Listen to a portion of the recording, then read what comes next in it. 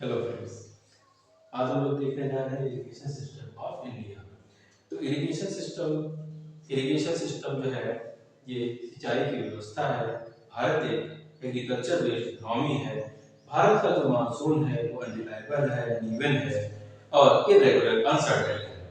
भारत में food security एक बहुत बड़ा इशू है, क्योंकि भारत की आबादी बहुत ज्यादा बढ़ रही है। तो फूड सिक्योरिटी के लिए हमें ज्यादा अन्न की भी जरूरत होती है। उसके लिए जरूरी है कि इरिगेशन सिस्टम प्रॉपर हो और खेतों को अगर 15 दिन में पानी ना मिल जाए तो रूट्स जो है वो खराब होने लगती है। इसलिए इरिगेशन की बहुत ज्यादा जरूरत है। भारत में 2/3 इलाका ऐसा है जहां पर जो है कृत्रिम सिंचाई की आवश्यकता होती है। इसलिए जो है इरिगेशन बहुत जरूरी है। भारत में इरिगेशन सिस्टम की इतनी ज्यादा आवश्यकता क्यों है? तो उसके लिए समझते हैं कि एक तो रेनफॉल का अनइवन होना, जैसा हम लोगों ने बात की। दूसरी बात करते हैं कि भारत में सिर्फ 30% एरिया ऐसा है जहां पर मोर देन 100 सेंटीमीटर बारिश होती है। बाकी कुछ इलाके ऐसे हैं जहां पर बहुत कम बारिश होती है।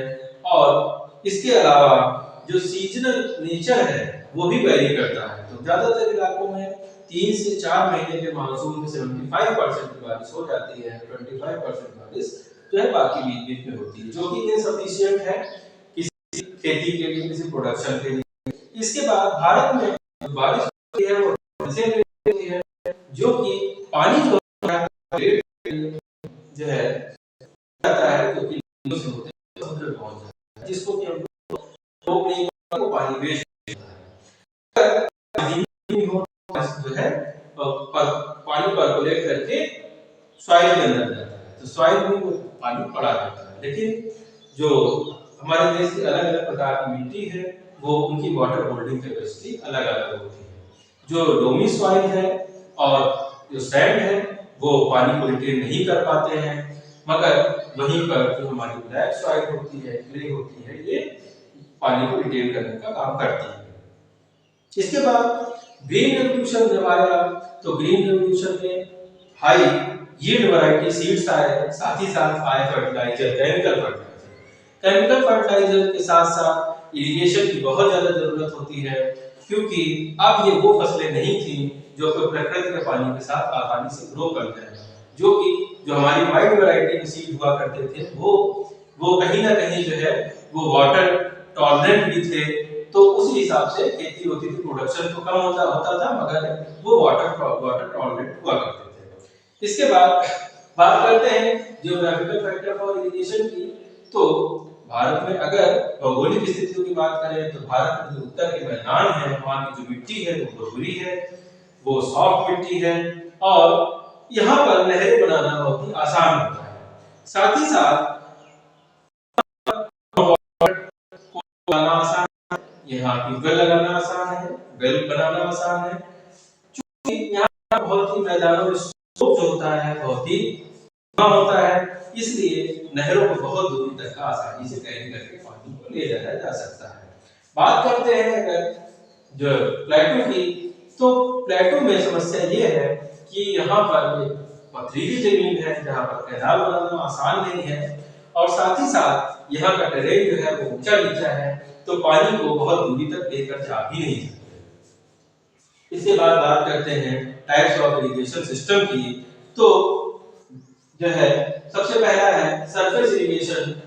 सरफेस इरिगेशन में जैसा कि भारत में भी कैनाल के द्वारा ऊपर से पानी डाला जाता है, तो इस व्यवस्था में जो है इंडिया, चाइना, यूएसए ये सभी का इस्तेमाल करते हैं। इसके बाद बात करते हैं स्प्रिंकलर छिड़काव मेथड है, जो कि पानी को ऊपर से छिड़का जाता है, जिसमें कम पानी में ज्यादा जो है प्रोडक्शन होता है। इसको इजराइल और ऑस्ट्रेलिया में इस्तेमाल किया जाता है। ड्रिप इरिगेशन में डायरेक्ट रूट्स को वाटर सप्लाई किया जाता है और इसको स्पेन, इंडिया और यूएसए में इस्तेमाल किया जाता है। सेंट्रल पॉइंट की बात करें तो ये फव्वारे की तरह होता है, जो कि घूमता रहता है और पानी का छिड़काव करता रहता है। इसको ब्राजील और अरेबिया में इस्तेमाल किया जाता है। इसके बाद बात करते हैं सब सरफेस इरिगेशन सिस्टम की। इसमें पाइप्स के द्वारा और पाइप में होल करके डायरेक्ट रूट को जो है वाटर की सप्लाई की जाती है। इसका इस्तेमाल इजिप्ट, नीदरलैंड, चाइना में किया जाता है। भारत की अगर हम लोग बात करें तो भारत में ट्यूबवेल के द्वारा 61% से ज्यादा की जो है सिंचाई ट्यूबवेल से होती है। नहरों के द्वारा 25.54% जो है सिंचाई की जाती है। वहीं पर दक्षिणी इलाके में टैंक के द्वारा 2.9% जो है सिंचाई की जाती है। तमिलनाडु और प्रदेश आदि के क्षेत्रों में ज्यादा होती है।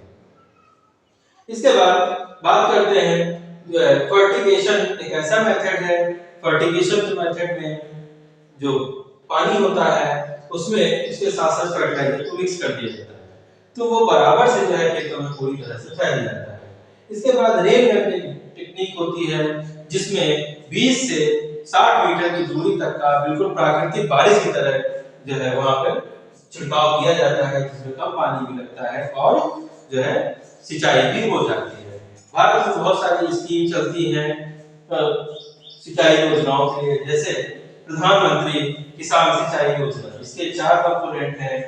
पहला कंपोनेंट AIBP है, इसका मतलब है एक्सेलरेटेड इरिगेशन बेनिफिट प्रोग्राम। इसके अलावा पर ड्रॉप मोर ड्रॉप, हर खेत को पानी, और वाटर सेट डेवलपमेंट का प्रोग्राम।